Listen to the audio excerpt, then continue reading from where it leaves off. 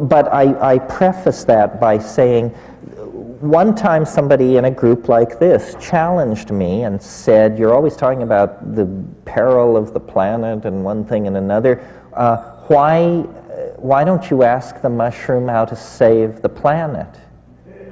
And so then I thought that was kind of a facetious and challenging thing to propose, but the next time I found myself capable of asking the question, I did. And the mushroom hesitated, and now I pass this on to you as pure fungal hearsay on the networks. I said to the mushroom, so how can we save the world? And it hesitated roughly a third of a second and said every woman should bear only one natural child. I thought about this for a long time before I ever publicly mentioned it to anyone. And I realized, you see, I think that what is destroying us are two things. Number one, an uncontrolled rise in population that wipes out every good intention, every social program, every expansion of agriculture succumbs to expanded population. This is destroying us. The other thing that is destroying us is that we are not properly utilizing the intelligence, talent, and so forth of half of our population, the female half of the population. Now, people say that we must, women must be promoted to professional positions and power positions, and of course this is true, and I agree, but what is really holding women back is that they spend a staggering amount of their creative lifespan raising children. And if every woman were to bear only one natural child, the population of the planet would fall by 50% in 40 years without wars, epidemic diseases. It would just naturally fall in half. Now, I don't think very many people have ever considered this possibility. We tend to think that our problems are insoluble.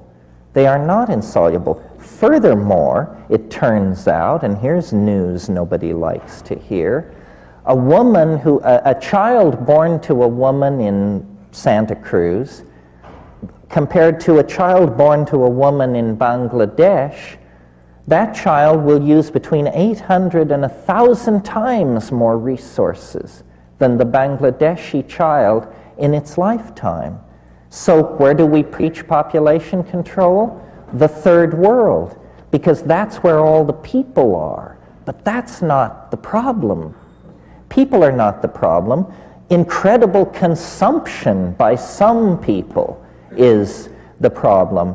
It would be possible to imagine a world where governmental institutions or whoever's running things could go to women and say, how would you like to have vastly increased leisure time?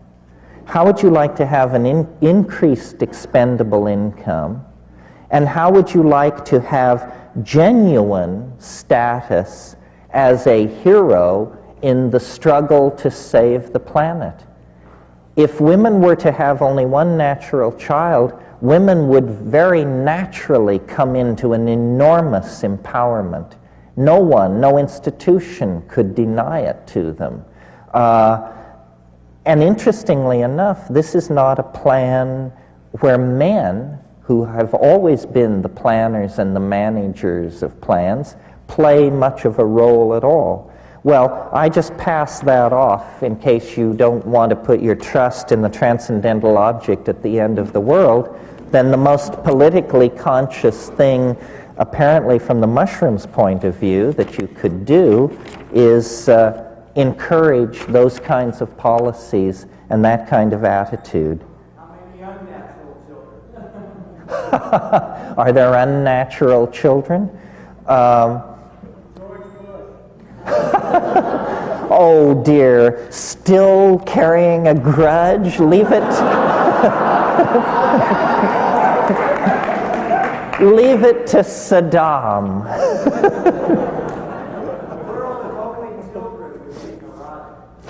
No, That is not true. That's what always put out.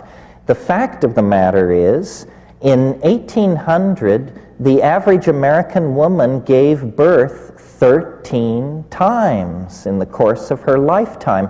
The two-child family is a genuflection to the Industrial Revolution. No traditional culture on this planet ever advocated the two-child family. It's a convenience that allows factories to run and jobs to be filled, and in fact, as the father of two children, I would argue that the two-child family, what happens is the children mirror the tension between the parents in a way that happens in no other configuration of parent-child relationship. So I would actually argue that the so-called family values that these right-wingers are constantly dinging us to preserve are in fact values created to support the agenda of the Industrial Revolution, which means global capitalism. And they have nothing to do with archaic values, which are enormous families, not nuclear families, but extended families living communally. That's the traditional model, and if you're not ready to go back to that, then one woman, one child is as good as anything else, in my humble opinion. Let's